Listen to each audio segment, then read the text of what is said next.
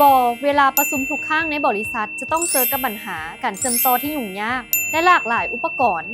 และต้องในห้องหาไอทีให้ช่วยอยู่ตลอดเฮ็ดให้เสียเวลาต่อการประชุมของทานปัญหาเหล่านี้จะหมดไปหากทานใช้จอประชุมอัศนีย MacHub Xboard V7